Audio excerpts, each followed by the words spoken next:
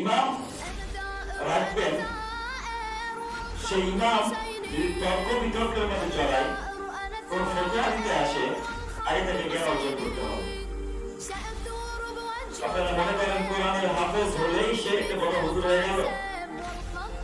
এই কোরআনের হাফেজ গুলোকেও কিয়ামতের দিন আল্লাহ দান করাবে, তুমি কোরআনকে মুখস্থ করবা, কোরআনের তরজমা কেন করলা না? কোরআন মুখস্থ করা যতটা জরুরি, তার চেয়ে অধিক জরুরি কোরআনের তরজমা করা। সম্মানিত ভাইরা আমার, আপনাদের এখানে যারা উপস্থিত আছেন, অনেক মানুষ আছে কোরআন শরীফ পড়া জানে না, অনেক মানুষ আছে আলিফ বে তা পড়া জানে না। আপনাকে শিখতে হবে। আপনি রমাদান কেন পেলেন?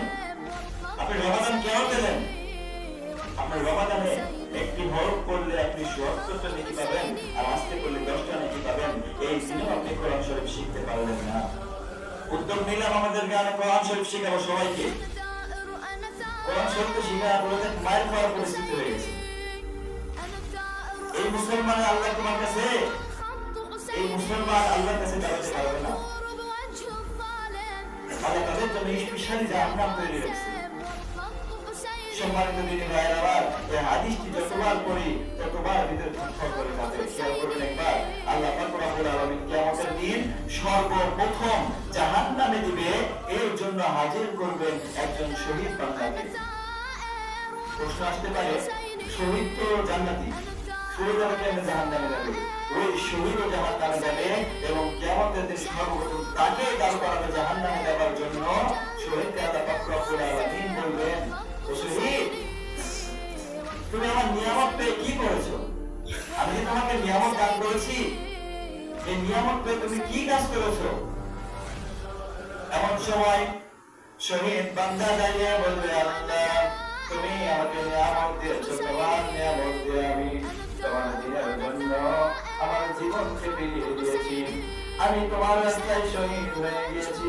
আল্লাহ পাক রব্বুল আলামিন বলবে, বান্দা চুপ, তুই আজকে চুপ, আর কথা বলিস না। আমি তোকে নিয়ামত দিয়েছি, তুই এই নিয়ামতের ব্যবহার কেমন করে করেছিস দেখ দেখ। আমার আল্লাহ পাক রব্বুল আলামিন সেই সিসিটিভির মতো ক্যামেরায় সব কিছু রেকর্ড করে রাখবেন।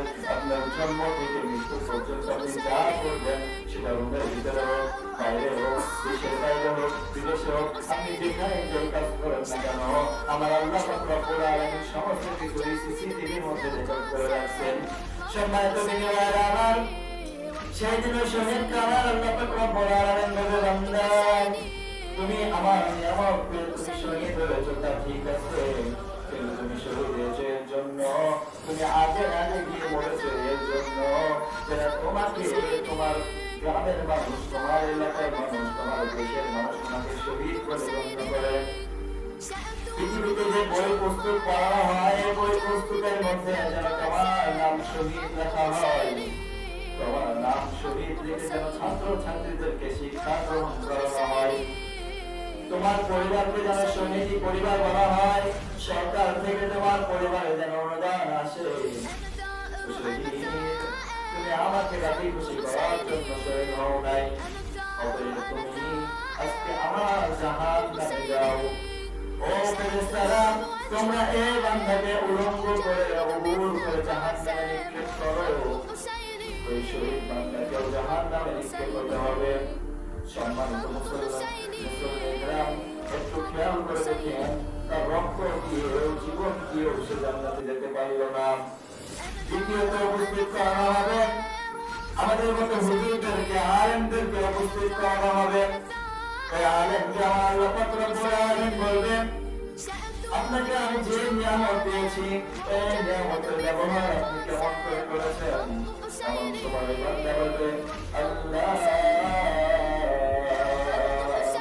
আমি আপনার শিক্ষা অর্জন করেছি, আমি আপনার রাস্তায় মানুষকে দাওয়াত দিয়েছি, আমি আপনার পথে কাজ করেছি।